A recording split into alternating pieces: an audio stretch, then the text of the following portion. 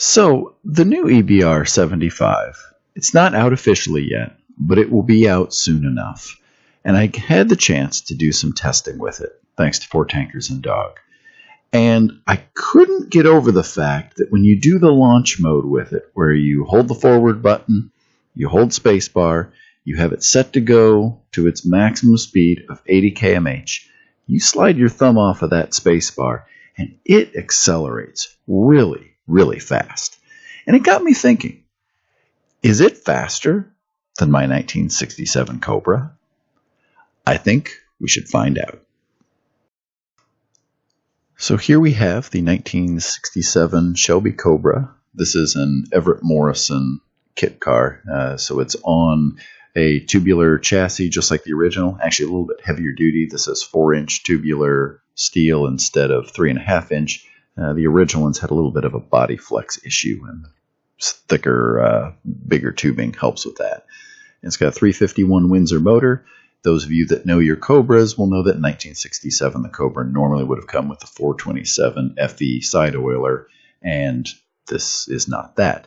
And the reason that is that the FE side oiler was a little unreliable and also was very, very, very heavy. And so the small block motor was a lot lighter. And so later on, when people were setting up kit cars, particularly to actually be track cars, which this was, it spent most of its life on the track. Not under my ownership, sadly, but under its previous owner and the guy who built it, it was a track car. And you had a lot better handling and turn-in and being able to corner with the small block motor. So we won't have quite the straight line, brutal acceleration that you would have had with the big block, but it's still going to be pretty quick. So the question is, will this 3,000-pound car with driver be able to best the EBR 75?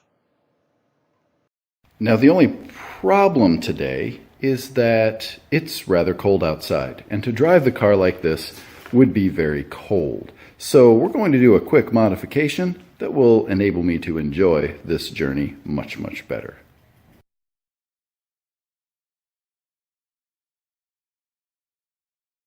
There we go.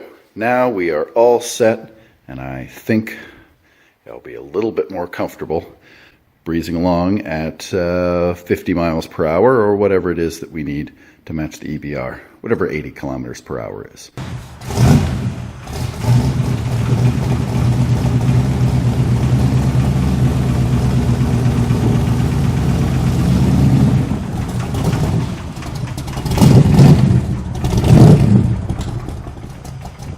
Alright, now we'll let the Cobra warm up here a little bit. Let's go take a look at the EBR. But first, let's just listen to that nice lopey sound.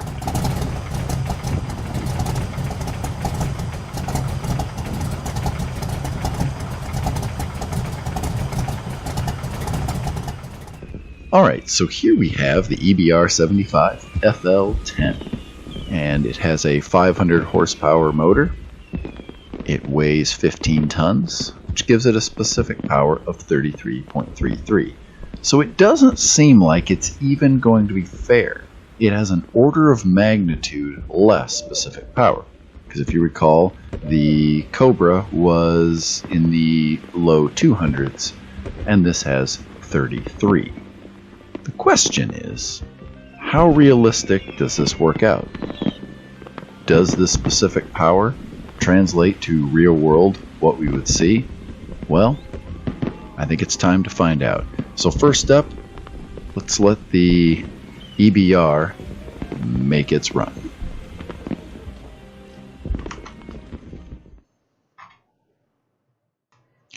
Alright, now let's give the EBR a try here. Get it revved up and launch.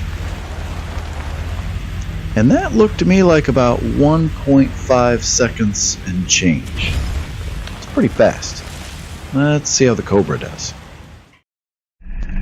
So now after a short drive through the countryside, we've got the engine warmed up, both the oil and the water, and we have a nice back road here.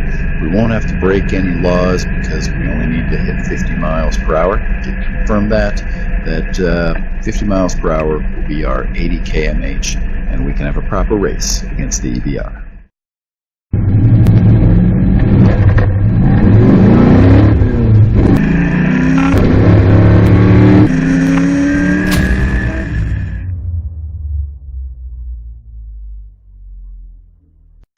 Well, I kept on the throttle a little longer than I needed to, but 3.1 seconds to 80 km/h or 50 miles per hour.